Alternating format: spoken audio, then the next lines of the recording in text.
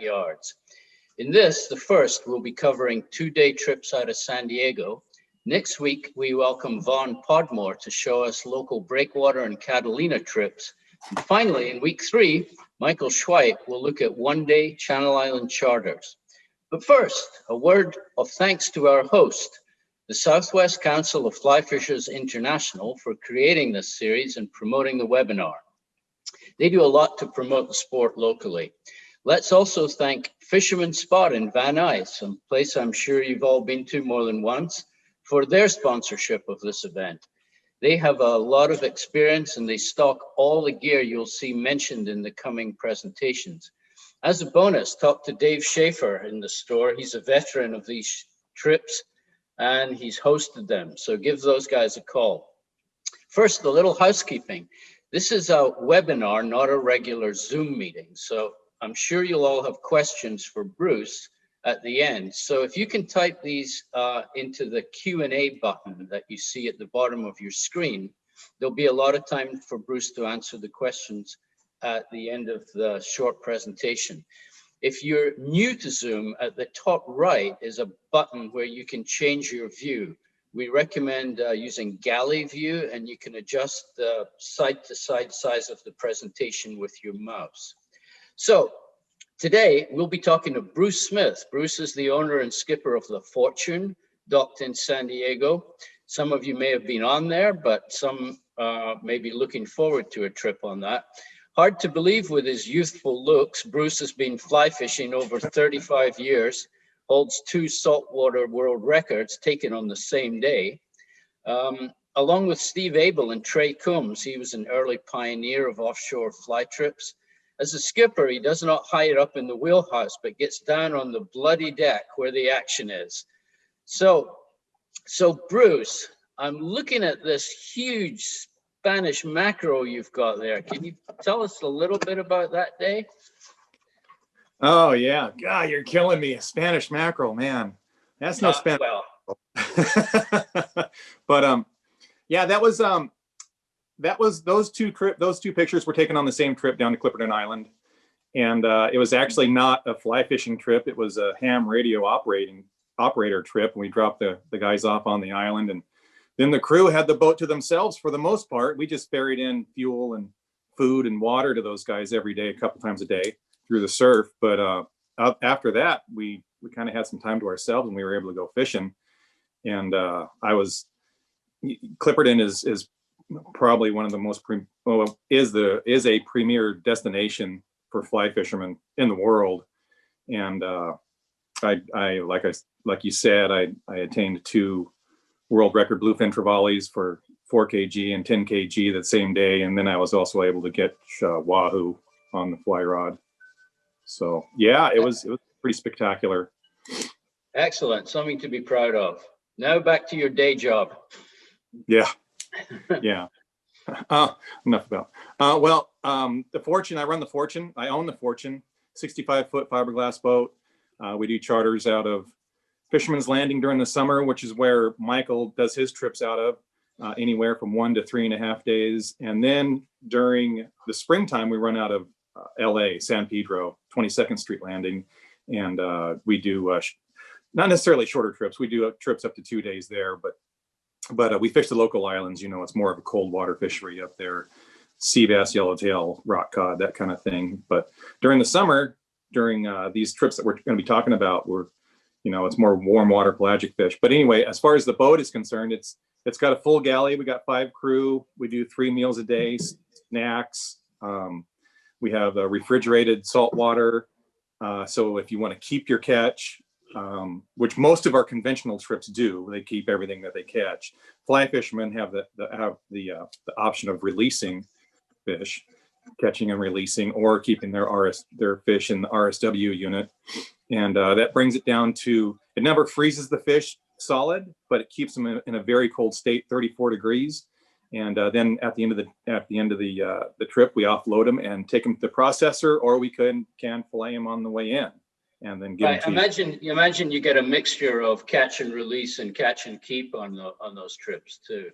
Yeah, on the fly trips, we do a lot of release fishing. Yeah, so we bring special nets, which you'll see pictures of.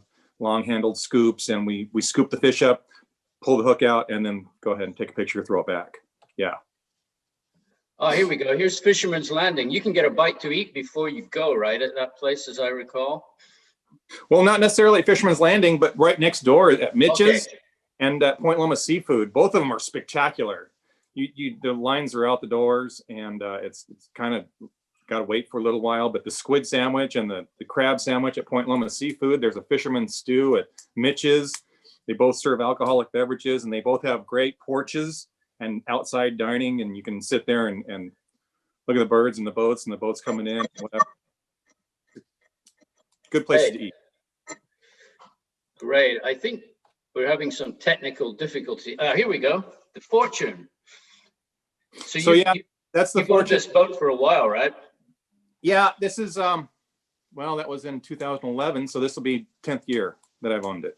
10th season for the Fortune. This is docked at San Pedro, 22nd Street Landing. Has a nice sunrise there. But this is our bunk room. Going down one side of our bunk room. Now there's a whole nother side, and then there's a forward part to the bunk room too. We have 20 bunks back here, 4 of which are doubles. The rest are singles, 16 singles. And then we have 2 staterooms forward past that exit sign up there. And the staterooms have 2 bunks apiece, a little bit more privacy. They have doors on them, and a little bit of bigger bunks also. I wouldn't call them doubles up there, but they're definitely right. 1.5. That's really, these look pretty comfy. Do people typically bring their sleeping bags and their own blanket, whatever? Or? Well, that's a good question at this point, because with the whole COVID thing, we had to take off all the bedding and then wipe everything down. And now passengers at this point, we used to have bedding on the boat, but now you have to bring your own blanket and pillow. So a lot of the guys will just bring a sleeping bag and a pillow and just call it good. And that's what they sleep in, but there's padded bunks downstairs. Yeah. Oh, the galley. Yeah, and this is where the magic happens. As far as the galley, our chef at that time, Paul, boy, we certainly miss him. He was a great guy. He's back up in Alaska working on commercial boats now. But yeah, this is our galley, 3 meals a day. Plus they put out morning snacks, afternoon snacks. This could be a morning snack here of just fresh baked cookies, or it could be a dessert, depending on the meal and the day. Boy, that's better than being at home. Look at this. Wow. Yeah. Teriyaki chicken on a bed of sprouts, rice noodles, that kind of thing. So it's not just your average hamburgers.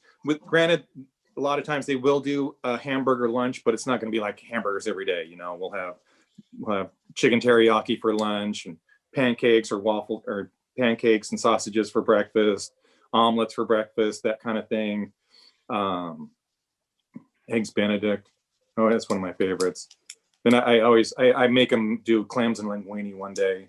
So for those of you who've never been on this trip, hybrid fishing trip, and the hybrid means there's a mixture of fly fishers and conventionals. So how does that work out, Bruce? Is it a pretty evenly distributed number, and they play well together?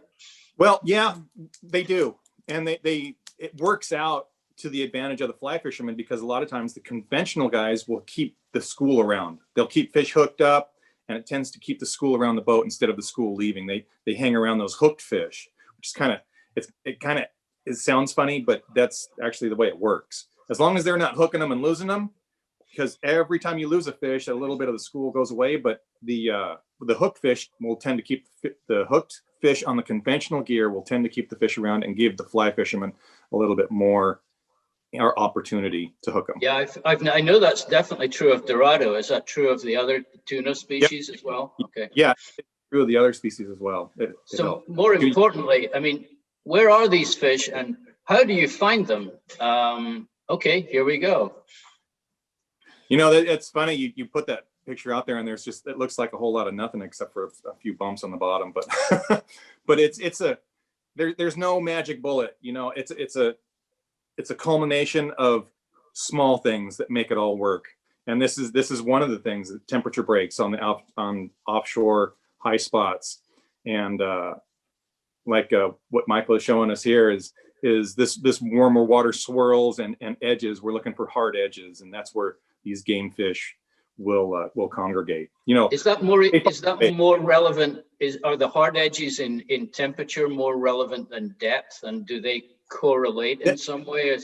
That it just depends, and it depends on the species of fish and just the way they're acting, and it depends on where the bait's related to. Sometimes they will be associated with the bank. You know, there was a number of years where the south end of San Clemente Island had bluefin, whether it was 62 degrees or 72 degrees. You know, they sort of just hung out there. But in a more offshore situation where I like to say there is no bottom, because the bottom's relative, you know, 33,000 to 6,000 feet away.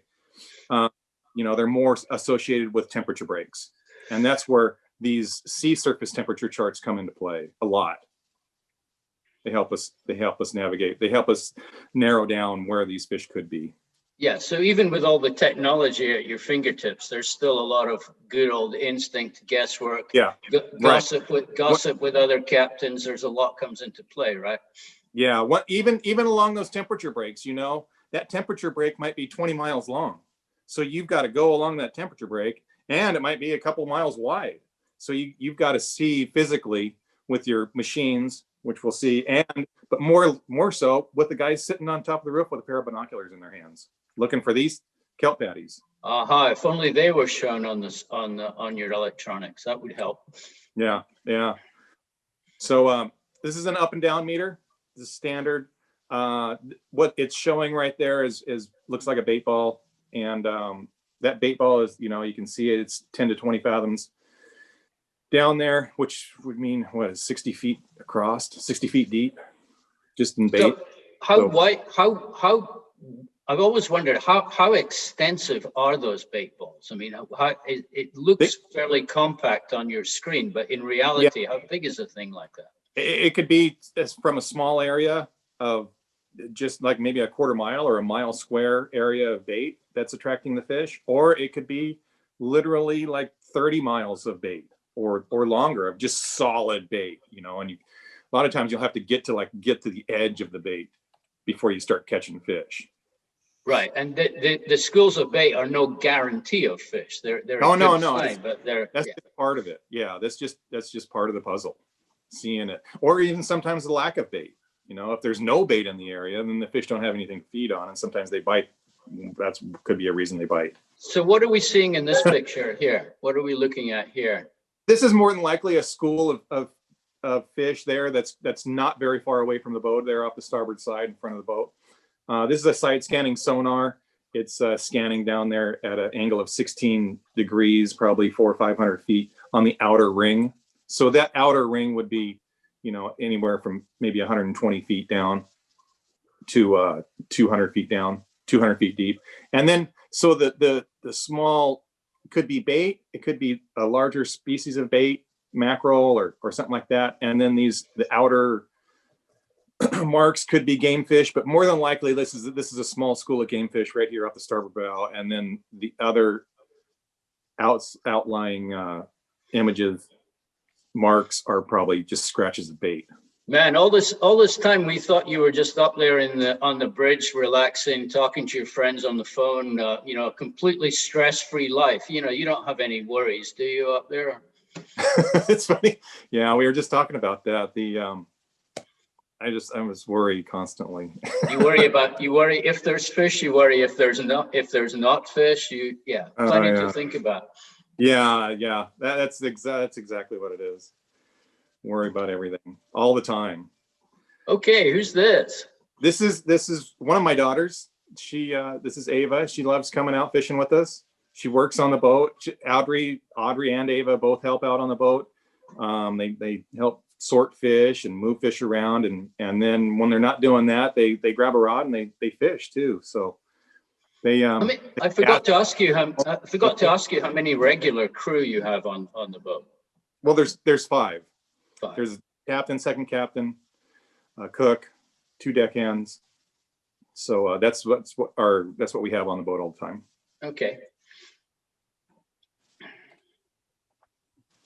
Okay, so you touched on this a little bit. So the boat runs May through October, but the tuna trips are September and October. Okay, so talk a Yeah. little bit about the schedule, when you leave, when you come back. Well, on a 2-day trip, we would leave, as an example, we could leave Monday night and then returns Wednesday. So we leave Monday night, we travel out to the tuna grounds, and then fish all day Tuesday, fish part of the day Wednesday, and then through the remainder of that day, say 12 o'clock or 2 o'clock, depending on how far we are away from San Diego, then we come home and get home that night, Wednesday night. And then on a 2.5 day, that leaves us with 2 full days of fishing. So we travel out on Monday night, fish Tuesday, Wednesday, all day, and then travel back on Wednesday night, get back Thursday morning. So whenever you have like you see a half a day there, like a day and a half or a 2.5, that really gives you, most of the time, it gives you all day of fishing from dawn to dusk, and maybe even into dark, depending. But and then travel back that next Wow, day. that's a pretty full schedule. Just remind me again what the limits are on those fish, and with how careful you have to be about observing those. Well, it depends. We have to be very careful. We have to count all the fish that come over the boat, over the rail. We get checked by California Department of Fish and Wildlife. We get checked by Mexican Navy if we're in Mexico. So we have to count every fish that comes over the rail. There's it's like a per day limit. Down in Mexico, it's 5 tuna, 2 dorado, 2 what's the other one that's 2? 5 yellowtail, a total of 10 fish total. 2 of the, and it's kind of convoluted. So I don't know if you want to get into the whole limit. No, I don't. But, one thing I did want to ask you just before we set out, you run everybody through safety routines, and you want to be sure of all of that, right? Absolutely. We gather them in the galley. We go over the safety procedures of the vessel, safety items in the vessel, fire, this and that, and escape hatches, and what to do during this, life jackets and whatever. For sure. Yeah, that's man. That's good. Before we leave the bay. And here we have yellowfin tuna. These smaller yellowfin tuna, school size or footballs is what we commonly refer them to. And these really bite the fly well. When you get on a school of these, whether it be next to a kelp patty or even open schools, many times they will come right to the boat and into the corner, and then we're able to get them on the fly rod. And world records. Do you get a lot of record chasers on your boat? Maybe talk about that and how you would need to prepare for that. We do, and I like to think of it as you can make it as complicated as you want when you come out here. Now, world record fishing, that's complicated. The leaders, the systems, the tippet lengths, the shock tippet lengths, that's all very restricted. And they're very specific what you can do, what you can use, and what you can't use. So this is obviously there's a world record yellowtail here, yeah, you can come out. There's not as many world record chasers as there used to be. When we first started doing these trips back in the 90s, it was all about world record fishing. Everything. Everybody wanted to catch a world record, but back then the world records were like wide open. It was like there was a lot of vacancies, tunt, stripe, marlin, wahoo, blah blah blah, yellowtail. Everything was vacant. So that was your chance. Was back in the 90s. Now it's quite a bit tougher. I mean, those yellowtail. They've changed the rules a little bit too, and so and like this is one of the bigger yellowtail here that this angler caught. And these are even being offshore, these aren't easy to catch. I mean, easy to land. You'll hook them, but they run into the kelp and they'll take a bunch of line off there. These are real sluggers. Well, plus you can be cut off by someone else's line. There are a number of human obstacles as well. We'll probably get to that in a future image, but right. So Dorado, you typically release. Is that why I'm seeing this net here? Not necessarily typically released, but the limit is only 2 per day. So you can keep on a 3-day trip, which we don't even do on a fly trip, you can keep a total of 6. But on, say, Michael's trips, you can keep 4. So once you reach that limit, we keep fishing for them, but we just release them. You know, we'll scoop them up in these nets and then and take the hook out and then go ahead and throw them back. No harm to the fish. Yeah, there's a nice one Come away there. fine. Yeah, that's a good one. They get up to, you know, we'll catch them up to 30 pounds. Most of the fish, most of the Dorado will be 8 to 13 pounds, you know, on average. That would be a pretty good average. We can catch them smaller than that, and obviously we catch them bigger than that too. This is a tuna skipjack or a purple skipjack. Very good fly rod fish, very willing. That's how I like to put it. Right. And okay, then, this looks like calamari on steroids. Tell us a little bit about this guy. yeah, that would be a Humboldt squid. And on certain years, we catch quite a few of them. And in fact, they'll do charters just to go out and catch squid once they're close to shore. But we haven't seen them in a few years. I don't know what happened. They moved north or whatever. They're just like some of the other pelagics that we haven't seen in quite a while. But we haven't seen these in a long time. There was a few years there where you actually had to run away from them. Like there was a lot of Humboldt squid in the water, and they bite flies and they bite everything. Wow, yeah. I can't imagine them as fighters, but anyway. Yeah, they do. Like a big wet wow, sack. this guy looks familiar. That's our leader right there. That's the guy holding an albacore, which we don't see anymore. Hardly, very, very, very little. There was I don't know, maybe 2 or 3 caught for the fleet this year in Southern California. And, but in years past, you know, back in the 90s and early 2000s, we had phenomenal albacore fishing here. Do you have any way to account for that? Any theories? Not really. Maybe they moved north. To me, I don't want to get off subject here too much, but about 10 years ago, we started seeing this bluefin that stays offshore here off Southern California, like permanently all year round. And at that point, it sure seemed like the whole ocean moved about 500 miles north. I don't know, but that's just my opinion, you know, yeah. But it seems like we see a lot more warm water species now. We see bluefin in the wintertime. We see can be good yellowtailed fishing during the wintertime at the local islands, you know, and back 20 years ago, we didn't see that. You know, 25 years ago, it wasn't that wasn't even a consideration. Stuff moved offshore when it got cold. It was 56 degrees, 57 degrees offshore, and you didn't see. If you did see bluefin, it didn't bite, but it was very rare to see it. And yeah, now, and the old timers will tell you that albacore were a nuisance fish around Catalina because they were trying to catch marlin, and they were shaking off those troublesome albacores. I wish they'd come back.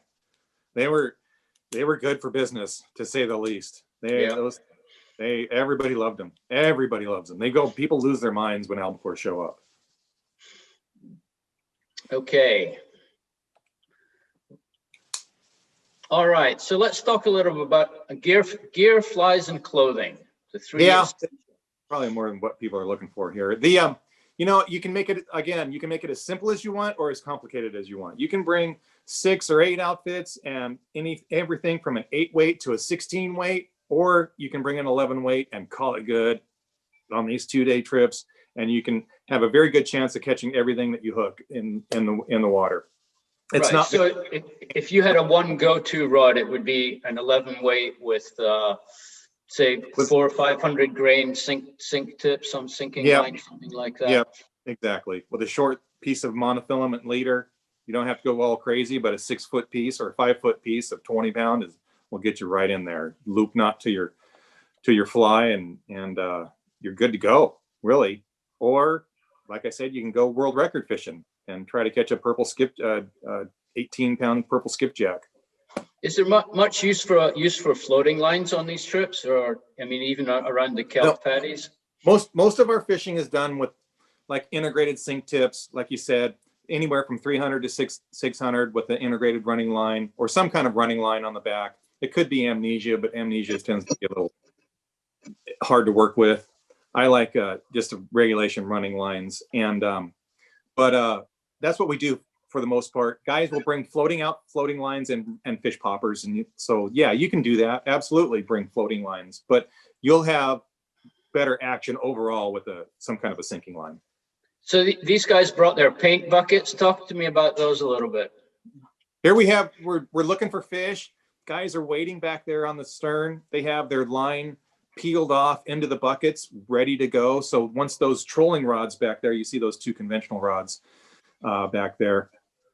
Once one of those gets bit and it goes off, we have a conventional guy come and reel the fish in. And then the fly anglers, these two guys, actually there's going to be three on the other side of us. It's out of the picture. But then they can do a short roll cast and then dump the remaining line that's in their bucket, shake it out of their rod tip, and then go ahead and start the retrieve. And that's like fish. That's called fishing the slide. Now that's IGFA legal if you're asking about that, or it's just fishing the slide. The boat is out of gear, and it's just sliding forward, which is totally legal to do that. And then you go ahead and wind it in, or you strip it in, maybe shake it out again, or a short roll cast, and get that back in the water. Looking back at the previous image, I see 3 fly rods there and a couple of trolling rods. So both trolling rods go. Yeah. What's the etiquette for the fly rod guys? I mean, a left-hander over on the left side of the screen, we'd have a great shot there. Right. So if I was fishing that, but I'd want to be over there. How did the other guys deal with it without it turning into a mess? Well, the fly fishermen get first shot. And on these hybrid trips, the fly fishermen, granted that they're the trolling rod goes off, a conventional guy comes in, winds it in, and the fly fishermen are going into the water, and they hold off. The conventional guys will stand back and wait for the fly fishermen to either hook up or not hook up. They give them at least a minute, maybe 2 minutes, right, get their flies in the water, strip them back a couple of times. And then once that happens, maybe the boat starts to settle into a drift, then the bait fishermen will go into the water after that point. But they always give the fly fishermen first go. And as far as working it out with whether casting left-handed or right-handed, it's kind of amongst the guys back there on the stern, whether you get a corner or a center spot or the other corner. Right. If you're right-handed, then you just put you talk to the other two guys and say, hey, can I fish up the starboard corner instead of the port? This looks like a guy with a fly box who also has a full-time day job. Not a lot of time there to organize.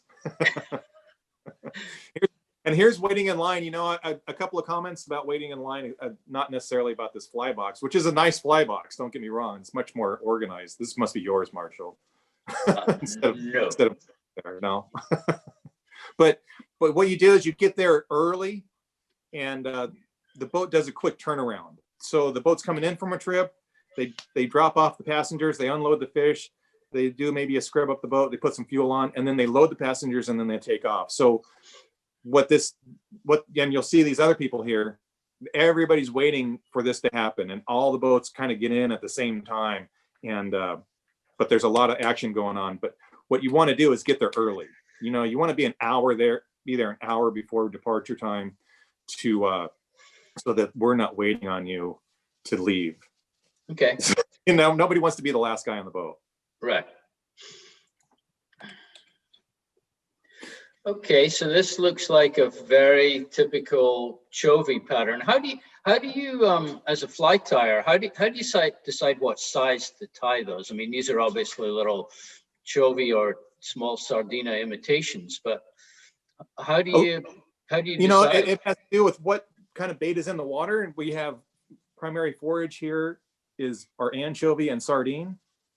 So those are the two flies that you're going to be looking at. The type of patterns, sea habits, mushies, and in the smaller size also, like 1.0 to 3.0, purples, browns, greens, maybe a little bit of chartreuse, but always with that white belly and a big eye and a little darker backs. Maybe that. So you need a pair of scissors and a magic marker would be essential as well, right?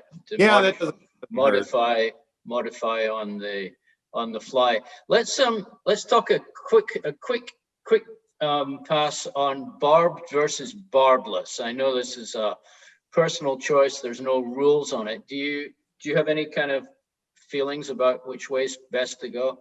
The only thing about versus barbless hooks is that barbless hooks are easy to release the fish.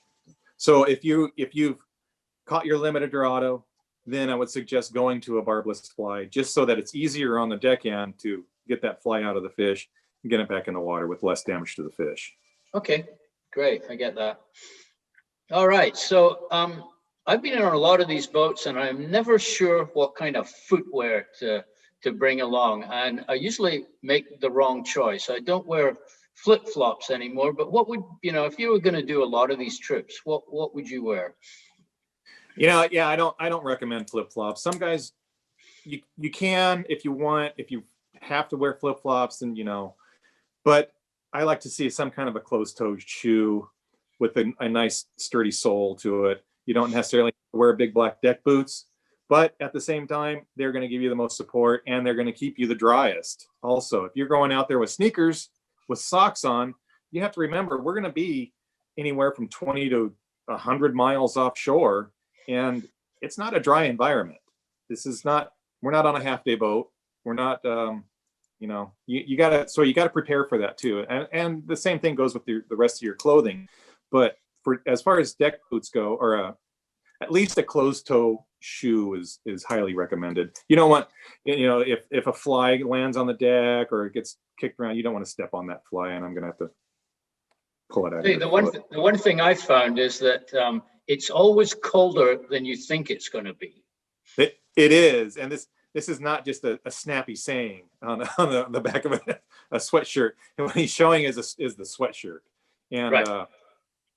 We're fishing in water from 62 to 72 degrees, and a lot of times it's 66, 68. So the air temperature is going to be like 66, 68.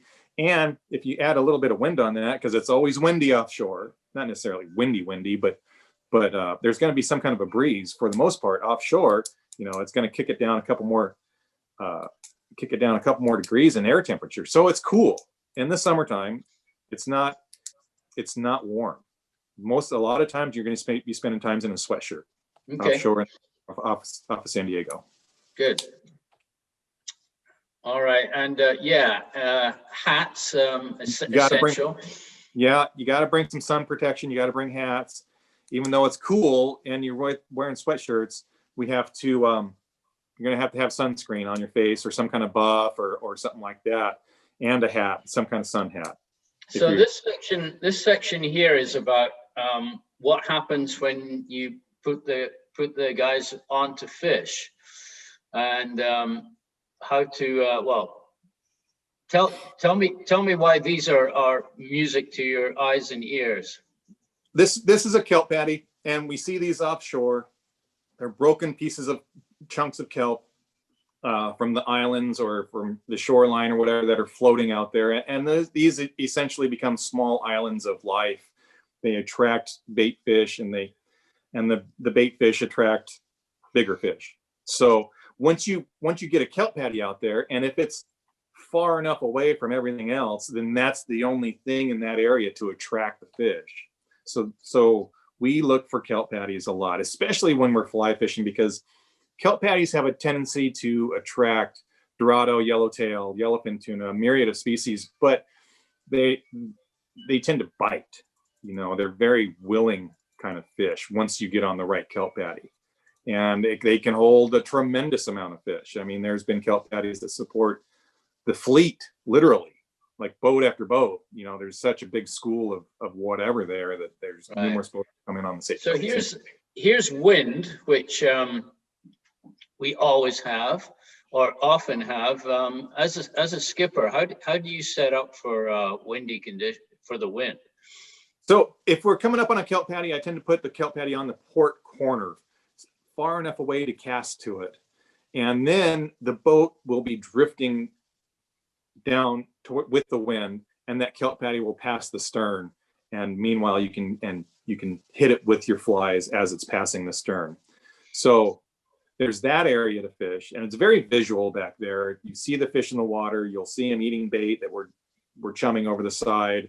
You'll see them eating the fly at times. Or you can go up the side of the boat, off the starboard side, and on the windy side of the boat, and deep soak and let your flies out and strip them back. So here we have some rods at the ready, and just like the fly before. This is probably more like fishing the slide. So you have the conventional anglers there waiting their turn, waiting patiently, and then Michael's there in the center of the stern fishing the slide as the boat is sliding forward, and those fish are coming to the boat ready to bite. So when everybody gets hooked up, do the conventional guys kind of separate out from the fly guys, or is everybody kind of all mixed together? They work together surprisingly well. Most of the conventional guys will be fishing on the upwind side of the boat, and they allow the fly fisherman to dominate the port corner there, that's the port corner right-handed caster. He gets a nice cast, overhand cast to get that fly out there. And then the conventional guys will be up the other side of the boat or in the bow. And then once he's cast, he's going to move around to his left. Yeah, a lot of times he'll cast a couple of different times, make a couple casts and then move over. Here he's hooked up. We got another fly angler waiting there for him to move over. Now that he's hooked a fish, he's just going to go ahead and follow that fish. And this next fly angler is going to take his spot and then go ahead and make his cast. So we looked earlier at, just jumping back and forth here, we looked earlier at these, if you had to concentrate on tying one kind of fly, would you go for basically those bait fish imitations that you saw earlier? Getting them on poppers is fun, but it's not the most productive way of doing things. And you have to be in a certain situation to bite the popper. But sinking out streamer imitations, bait fish imitations, that's definitely the way to go. I always make it a rule to go fishing with guys who tie flies really well and to compliment them constantly on how great their flies are, and then they give you flies. It's just the way. So we're looking at the wind here. Do you find a lot of guys go up to the bow, just to fly guys go up to the bow just to get away from the crowded end? It is a good place to go and be by yourself, because there's not very many people up there, and then they're also along the windy side of the boat. Now some people prefer it up there, and you'll see the same guys time after time each time the boat stops fishing in the bow, just because they do like being by themselves instead of that hectic back of the corner trying to wait your turn kind of thing to get your catch. When you're in the bow, in this image here, I think we're looking at what they call the deep soak, right? So tell us what the deep soak is.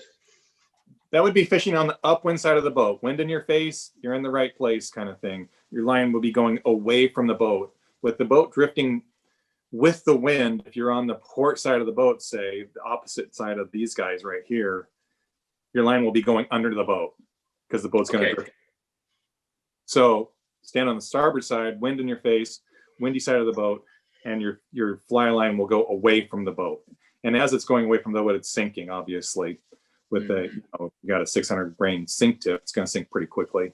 It's worth practicing this hand over hand retrieve too, isn't it? Which is not something not something that I've seen trout anglers do very frequently. Yeah, on the deep soak, that can be the way to go as far as getting a bite. You let it get down there, shake out all your line, let that sink out, and then go ahead and strip it back fast. Two-handed strip strike, clear the line. You can see that line there going up. That line's shooting out of his rod so quickly, that it's jumping. Wow. Hopefully on his reel seat sticking out behind him, but it looks like it. And he's cleared the line, and now it's taken line off of there. And or no, he still got it. But anyway, that's part of the excitement there. Okay, and this looks like a deckhand nightmare. What's the trick to not becoming a macrame project with your fly line? A casualty. It's a line management, and you got to keep track of your line and where it's going and who's stepping on it, and to make sure nobody's stepping on it, and feeling that bait and keeping track of your fly. Otherwise somebody could snag a knot or snag your line, another fly angler on a deep soak, and strip it in, and then you have that great big belly of line coming in, and that's what turns into these big long loops. Yeah, Right. but the deckhands are there. That's part of their job, is to not necessarily just tie hooks on and gaff fish. They're there to get you out of tangles also. This is where we come to the bloody decks portion of the show, it looks like. Yeah. Well, Ooh. so pulling up on a tuna school, a lot of times, this is what we're going to be looking at. Everybody has one on, or the right kelp patty kind of thing. And this is working together. You're talking to the angler next to you. Obviously, everybody has one on, and you want to get out of tangles before you get into them. If your line's moving to the left, you move to the left. If he's getting close to another fish that has another angler that has a fish on, say, hey, I'm coming over, and it looks like I'm going over the top of you. My line is going out, and I'm going to go over the top of you, and then you keep moving. If it goes underneath, and then you go underneath them, and you hand the rod over the top of the next person. Right, and you've got somebody standing there directing traffic, I noticed. Very important too. Absolutely, yeah. You got the guy in the bait tank, and he's yelling and directing traffic, and then you have deckhands that are right behind you. A lot of times in these situations, the cook will come out and help. We'll get the second captain up if he's been driving all night, and wake him up during the day and get him out there on the deck to all hands on, so that we're controlling and landing as many fish as we can. This is where you want to have your fingers quite far away from your reel. This would be the knuckle buster. Even though they have superior drags in them, some of the smoothest drags of any reel I've ever seen, are saltwater fly reels. And these T-bores are awesome. Abels are awesome. Billy Pates, they're fantastic reels, Makos. And but even so, they're direct drive. So you gotta get your fingers out of the way. Mm-hmm. We're going over and under. This angler here, his fish is way out. It's stripped out a bunch of line, and it's way out away from the boat. So he's going over the top of the other anglers that have a shorter line, or their fish are closer to the boat and that are straight up and down. So this is over and under and working together. Yeah, it's if you have your drag set too loose, you're gonna wind up bringing back a lot of line. Okay. This looks like an experienced angler with a very good angle on his fish. That's exactly, I was looking at these, going through the frames earlier today, and that's exactly what I thought when this picture came up. I'm like, you know what? That's a good, he's got a good angle on his rod. It's not too high. He's not high sticking it. It's not too low where he's coming directly off the reel. He's got a good spring there in his rod. He's got boots on. He's protected by the sun. He's got his hat on. It's like, yeah, that's a good picture. And yeah, that's another good cooperative shot where everybody's in line. When you're right up against the rail like that, I can see why people don't use stripping baskets, because they're going to get in the way, aren't they? As opposed to the line management system. Yeah, and those buckets are real easy to use, but yeah, the stripping basket can be cumbersome, to say the least, and get in the way. So this would be another shot off the port corner. You probably just hooked that fish there. And then this is another release shot. There's tuna skipjack, goes into one of our nets, and they're gonna bring that up and take the hook out, and throw that fish back. Cool. I see some blood here. Yeah, and then there's some boils right there off the corner. You can see his fly there right in front of him. He's just bringing it back in, but he doesn't have to cast very far, is probably what they're showing. Yeah, I was going to ask you about that. For people watching this show who are thinking about going on this trip, I just I wanted to just reassure everybody, you don't need to be a world champion casting champion to do it, because a lot of the time you're just dumping line. I mean, or you're short casts, basically. Yeah, it's not real technical. When they come to the boat and when they bite, then it's not real technical. You get it out there, you strip it back, you don't let it sink too far, you strip it fast, and then and many times we have the fish positioned close to the boat, just like these. I mean, there's a very good sized school of tuna fish right there off the port corner, and obviously you just hooked one there. Yeah, and I was going to ask you about that. I mean, it's kind of like an iceberg, isn't it? The tuna that you see represent a tiny fraction of the tuna that are probably there that you can't see. Many times. I mean, granted, schools can be anywhere from 10 fish to 10 tons or 100 tons of tuna, literally. So you're only seeing what comes to the boat, even though it's staying around the boat, but what comes to the corner and what you're seeing can be a very small fraction. You're looking at 100 fish, and there could be 100,000 in the water. Mm-hmm.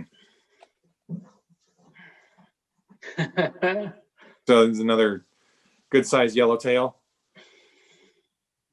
And I noticed there's one of our elderly club members there. So there's no age limit on these trips. Young, medium, and old, right? Mm-hmm. That's a yellowtail that we're not going to throw back. Yes, that's one on the cap. The scenery, beautiful. Okay, so with that's an exceptional world record in my opinion. That is a world record bluefin tuna, and they're hard to catch. They're hard to hook.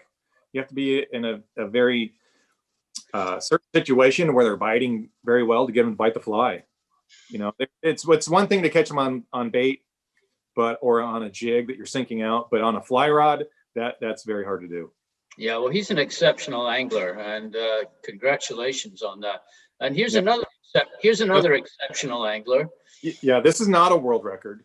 This is that's one of our smaller yellowtail. It probably came off a kelp patty, but we do catch those too.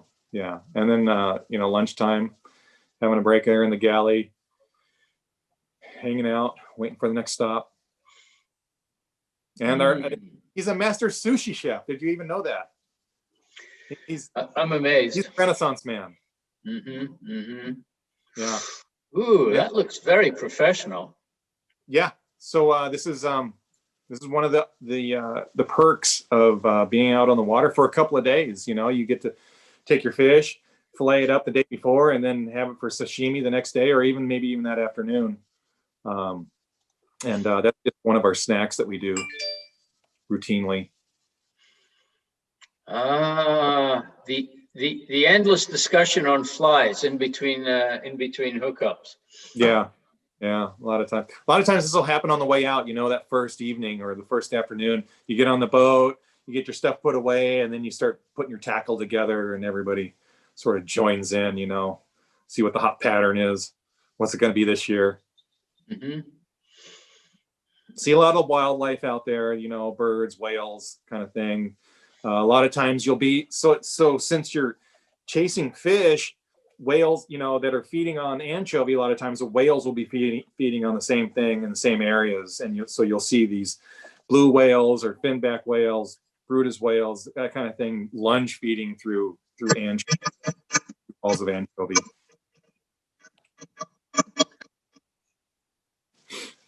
Okay. Seasickness, just a quick, we don't want to dwell on this, but eat lightly night before your trip, avoid alcohol, and then Dramamine. I guess if you're going to be on the boat, you'll know if you have a tendency to get seasick. Yeah. I've always found that if you kind of stay up on deck when possible and kind of look at the horizon, try to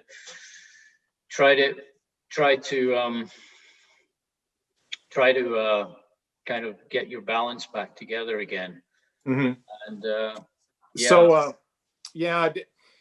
usually by the time somebody's getting on a 2.5 day, they know they've been on half-day trips. They know about the ocean and if they're going to get seasick.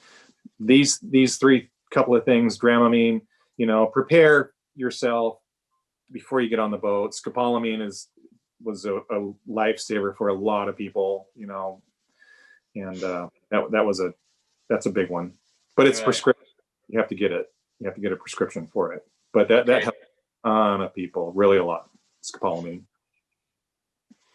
All right. And these are fish. What you're seeing there are tuna fish. Yellowfin tuna appear brown in the water, and what we're seeing here is tuna underneath the water. Each one of these arrows is a tuna coming up, and they're boiling and on the bait fish that we're throwing over the side to attract them. But yeah, there's quite a few of them right there. So Bruce, I just got a quick question online here, and it's an important one. This is from a guy who's been fly fishing for about a year. You can be a beginner on this trip, right? Because my Absolutely. guess is you're going to be coached by the more experienced people because everyone's helpful. So it shouldn't be intimidating for a beginner, correct? Right. I know Michael, the charter master, he tends to bring extra rods and reels, extra outfits in that 11 weight category, just in case, somebody's having trouble or a rod breaks or this. But yeah, as far as big beginners go, this is not a highly technical area of fly fishing. Now it can be if you want, like I said, but if you're just beginning, you tie on a 20-pound piece of tippet material, a 6-foot piece of mono to your sinking line, and get it out in the corner, and you're going to be good to go. Yeah, you'll learn a lot about how to land fish. Yeah, you'll learn how to fight them. You learn what they feel like when they take a line. Okay, I think we've reached the end. One thing we didn't cover, and I'm not sure if it's in the questions, is that the approximate cost on these trips and what it includes. I never can remember. That depends on the trip, the size of the trip, but we're looking at, I believe he said 600 to 800. Yeah, I think around 800, and that includes all your food and so you won't have a big galley bill at the end of that as well. Right. All we ask of you to pay for is drinks, beers, sodas, fillet if you get any fish filleted, or in crew gratuity. Okay, so we've collected quite a bunch of questions online, Bruce. So let's go with the first of these from John Liu, which is a serious question, and we touched on safety. Oh boy. We got to get this out of the way. Given the MV Conception fire, can you talk about what safety measures that you're doing, either mandated or voluntarily? Well, it was both, mandated and voluntarily. When that happened, the Coast Guard came down and made us take a whole nother topside inspection. And they were looking for specific things at that point. They weren't just looking at our life-saving capabilities. They were looking at our electrical. They went through all of the electrical panels. They did downstairs. And they made us change a few things. They did. Gauge of wire was one. The outlets downstairs were of the wrong type of wire we had, so we pulled those out. It had a lot to do with electrical and escape hatches also. Now, and which is nice thing about the Fortune, thank God, our escape hatches go to the outside. They go to deck level. They're not in the galley. Great. So if they were in the galley, there would have been a chance that they made us put in new escape hatches, cut new ones out, fiberglass them in, that and that. But fortunately for the Fortune, it didn't. We didn't have to do that, but we did have to do some electrical work at that point. And that was in December, a little over a year ago, and then they came back again for our annual inspection, which is in February, and make sure that they checked up on it and they made sure that complied. Great. So I got a follow-up question from John again. He says, "Are the Humboldts good to eat?" Not in my opinion. I don't like them. They're not market squid. That's for darn sure. Market squids are the best. If they're this big, this big, those are the ones you want. Those are the rings, that's what you want to get in the restaurant. If the rings on them are like this, now they're kind of tough and like a sponge kind of. Right. So we've had a couple of. That's how I. Yeah. We had a couple of other questions about fly patterns, which I think we've pretty well covered. And Yeah, you know, Steve, you know, yeah, I know for a fact that there's on the collectively on these boats, there's thousands of flies, and you probably won't, use more than a few simple sardina or baitfish patterns, and probably on size 2/0 would be the kind of most common size. Yeah, for sure. 2.0, 1.0 to 3.0. You don't want something gigantic, and you don't, a big articulated thing. You don't need it. Just a small bucktail streamer kind of thing with a little bit of flash, and you'll be good to go. Right. And there's been questions about stripping baskets. I think we covered that. John's asking, what's the biggest size fish that you net? Well, I could say like a 20-pound yellowtail. You can net. The nets are pretty big, and in fact, they do double duty, not necessarily just for scooping fish, but we use them to scoop squid with. So, we can scoop quite a bit of squid with one of those when we're up at Catalina or whatever, scooping squid. But you could probably put a 20-pound yellowtail in one of those. 18 pounds. Yeah. Or a tuna. Or a Dorado. You can put a big Dorado. Put a 25-pounder. Okay, I think we've pretty much answered all the questions, and we've also been answering them through the chat. Trying to see. Yep. Let me see. What else have we got? We're going to run.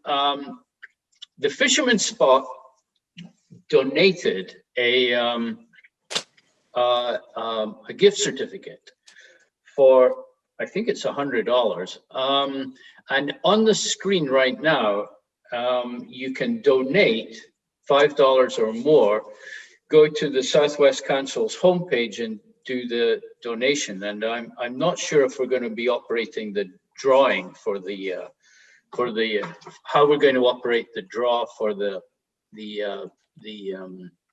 gift certificate, but we're going to figure that out in the next few days. But if you want to take a photograph of this screen, you can just go to the Southwest Council. Oh, okay. So I'm just being told that there's $200 gift certificates.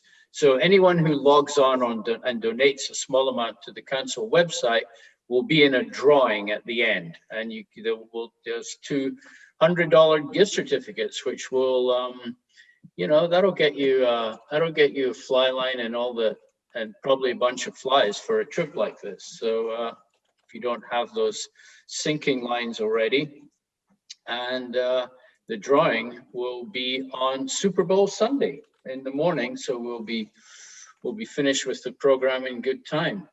So, and you don't need to be present to win, so we will just be doing that drawing. So I believe at this point, I'm not seeing any more questions. I'd like to really thank you, Bruce. It's I've just got one. Our trips planned for this spring. I think that's more of a Michael question, and not on the Fortune. They're not fly fishing trips. I mean, we started up on the 1st of March for cod season, but it's all conventional until August. Okay, and in the third week of these saltwater series, we'll be talking more about the Channel Islands trips, and even next week we'll be talking with Vaughn. Yeah, Vaughn year round. Yeah. Vaughn takes two people out to the breakwater or to Catalina. Yes. So I think, Michael's popped up. In answer to fishing in the spring, if I had my choice, I would love to be fishing, every month of the year. But my experience, and I'm sure Bruce can echo this, is the water's cooler. We're in Southern California. We don't have a Gulf Stream. And the fish are deeper. So it's just, once they get below like 60, 100 feet, right now, I think there's a pretty good yellowtail bite on heavy jigs, right, Bruce? Off of the Coronads, I think, that I've been reading. Oh, yeah. There's some yellows. For us to get down there with a fly line for us, is like, near impossible. So, in terms of fly fishing in the spring. We've tried. I don't want to say that it's pretty impossible, but it is impossible. It's like, yeah, it's pretty tough. It's pretty tough to yo-yo a fly, and it takes forever for them to sink out. Yeah. It's just, it's not conducive to fly fishing. Yeah. They got to be on the surface. Yep. Yeah. Well, is that a wrap, everyone? That is. Thank you all. Well, thank Wow. you very much, Bruce. Thanks, Marshall and Michael. I really appreciate you having me on here. That was awesome. I mean it. Michael's Hey, like, we enjoyed having you. what's the trick here? I'm sure CC's asking the panelists, the raffle, $5 per ticket or 1 ticket per donation? That's a Michael question. Yeah, pretty much. Anything $5 and more is going to get a ticket. If you donate $10, we'll give you 2 tickets. No There issue, you go. no issue with that. If you donate $100, we'll even give you 20 tickets. Wow. One more question. There's always one. They want to know if there's any patterns that we could put a 3-pound bead on. We'll design that for 2022. Anyway, Bruce, thank you. Marshall, thank you both. You're welcome. Thank you. I guess, and that's it. Yep.